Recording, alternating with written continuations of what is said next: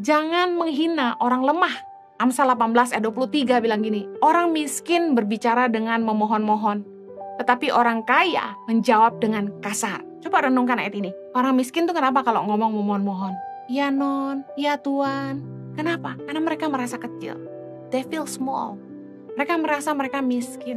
Tapi orang kaya yang punya uang, bukan sama pegawainya aja berani kasar. Belanja di supermarket, berani bentak-bentak kasir. Makan di restoran, mentang-mentang dia yang duduk, dia makan di situ, dia bayar.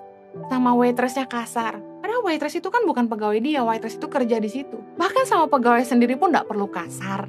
Saya suka pesan ini, jangan membuat orang merasa direndahkan. Kalau orang bikin salah, tegur aja kesalahannya, gak usah bahas kemana-mana. Kalau mereka salah, gak usah dibahas. Jangan bilang bodoh lah, inilah. Udah bahas aja kesalahannya. Jangan bilang dasar orang kampung lah, itulah.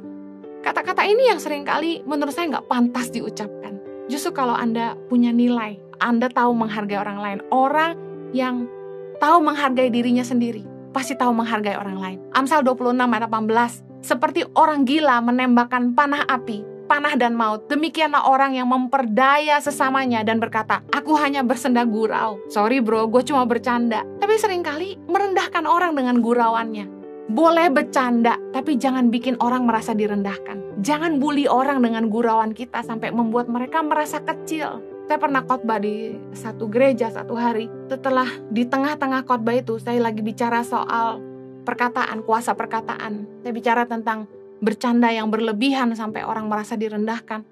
Saya ambil contoh perempuan yang sering dikatain gemuk contohnya. Waktu saya bahas itu ada seorang anak perempuan masih muda duduk di jemaat dan dia menangis karena dia tidak kurus. Seringkali kita gak sadar bahwa gurauan tuh nancep di pikiran dan hati orang. Dikatakan seperti orang gila menembakkan panah api, panah dan maut. Orang gila tuh gini, dia gak punya akal sehat. Dia gak bisa mikir.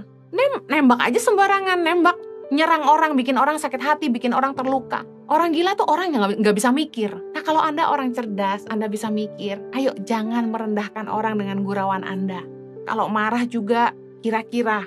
Jangan sampai membuat orang lain direndahkan. Jangan hanya karena Anda merasa hebat, Anda punya posisi, Anda punya harta, Anda merendahkan orang-orang di sekitar Anda. Ingat, orang yang menindas orang lemah, menghina penciptanya. Amsal 14 ayat 31. Siapa menaruh belas kasihan kepada orang miskin memuliakan dia. Yuk jangan menindas orang lemah.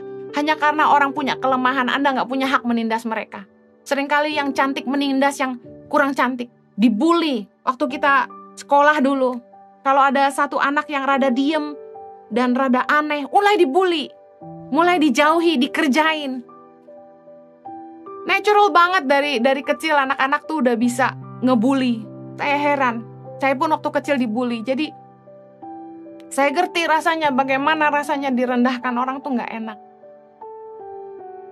Saya pernah kerja sama orang asing.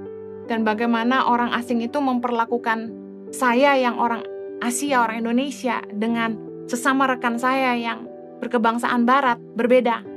Treatmentnya beda. Orang Asia dianggap lebih rendah. Saya nggak bisa ceritakan detailnya, tapi sedih ketika kita dipandang rendah sama orang. Hukumnya sekali lagi, perlakukan orang lain sebagaimana Anda ingin diperlakukan. Kalau Anda nggak suka direndahin, jangan rendahin orang lain.